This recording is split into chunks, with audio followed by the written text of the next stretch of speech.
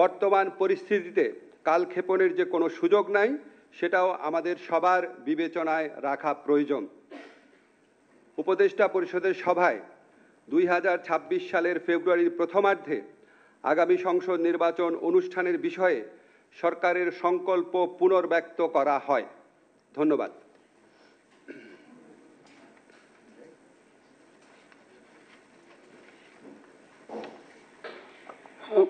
প্রশ্ন।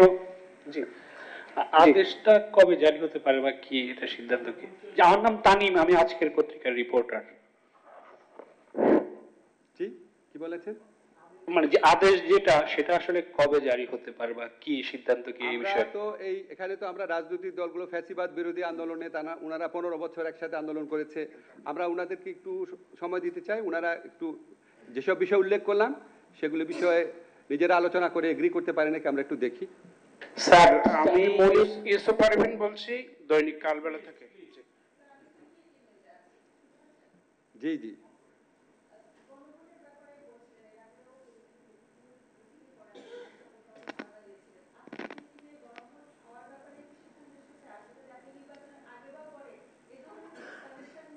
আজকের মিটিংয়ে যা আলোচনা হয়েছে তা আপনাদের লিখিতভাবে আমি জানিয়েছি। এর বাইরে কিছু বলার কোনো স্কোপ নাই, কোনো প্রয়োজন নাই।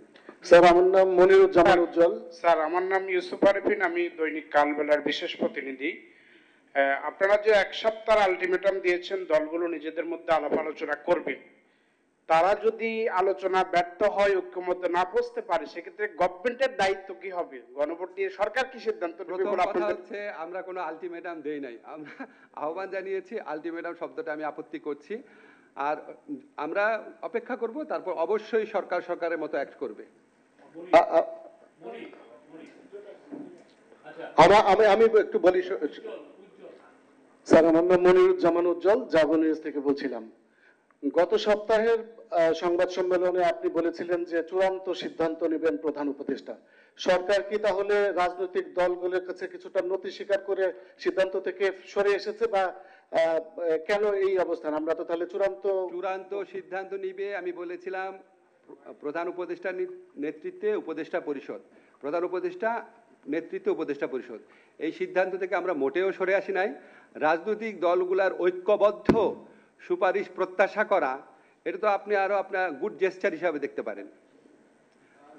আমার একটু প্রশ্ন ছিল স্যার, আমি মোহন বলছিলাম 71 টিভি থেকে। স্যার, আমার প্রশ্নটা হচ্ছে যে সরকার কি আয়োজন করে দিবে রাজনৈতিক দলগুলোকে, নাকি তারা নিজেরা বসে যেন আলোচনা করে এক ধরনের সিদ্ধান্ত আপনাদেরকে দেয়? সেই বিষয়টা একটু ক্লিয়ার। সরকার আয়োজন করে বহু আলোচনা করেছে, আপনারা সবাই জানেন, বহু আলোচনা করেছে। সরকার আর কোনো আয়োজন করতে যাচ্ছে না। এই রাজনৈতিক দলগুলা, যারা ফ্যাসিবাদ বিরোধী রাজনৈতিক দলগুলো আছে, ওনারা 15 বছর নিজেরা আলোচনা করে বহু গুরুত্বপূর্ণ সিদ্ধান্ত নিয়েছেন। ওনারা অত্যন্ত প্রতিকূল সময়ে একসাথে আন্দোলন করেছেন, একসাথে নির্যাতনের শিকার হয়েছেন। ওনারা সে উদ্যোগে নিজেরা আলোচনা করে আমাদেরকে একটা ঐক্যবদ্ধ নির্দেশনা দিবেন, এই প্রত্যাশা করছি। আমি কালকেই দেখলাম একটি দলের পক্ষ থেকে আলোচনার আহ্বানও জানানো হয়েছে, আমরা এটাকে স্বাগত জানাই। আমি একটা প্রশ্ন করতে চাই শফিক ভাই। আমি মইনুল হক, নিউজে কাজ করি। আমার প্রশ্ন হলো যে রাজনৈতিক দলগুলোর, বিশেষত একটা বড় রাজনৈতিক দল থেকে যে অভিযোগটা করা হচ্ছে, ঐক্যমত্য কমিশনে যে বিষয়গুলো আলাপ আলোচনা করা হয়েছিল, বাস্তবায়নের সুপারিশে সেই আলাপ আলোচনাগুলোর ব্যত্যয় ঘটেছে বা সম্পূর্ণভাবে সেগুলো রক্ষা করা হয়নি। আর একটা হলো যে তারা এই প্রসঙ্গেই থাকি যে এইটা স্যার কেন হলো, এটা কি এই অভিযোগ সম্পর্কে কেন? এই প্রসঙ্গে আমাদের এখন কোনো মন্তব্য নাই। আমরা রাজনৈতিক দলগুলো নিজেরা আলাপ আলোচনা করে এই বিষয়টাও আমাদেরকে একটা ঐক্যবদ্ধ নির্দেশনা দিবেন, এই প্রত্যাশা করছি। ওনারা যদি আলাপ আলোচনা করেন, আমরা এটা খুব আমাদের জন্য কাজটা সহজ হয়। ওনারা যদি ঐক্যবদ্ধ নির্দেশনা না দিতে পারেন, অবশ্যই সরকারের মতো সিদ্ধান্ত নেবে। স্যার, আমি ফয়সালা ঠিক বিডি নিউজ থেকে। স্যার, লাস্ট প্রশ্নটা একটু যদি নিতেন। স্যার, এটার জন্য, স্যার, এটা আপনার প্রসঙ্গে, স্যার আপনার প্রসঙ্গে প্রশ্ন।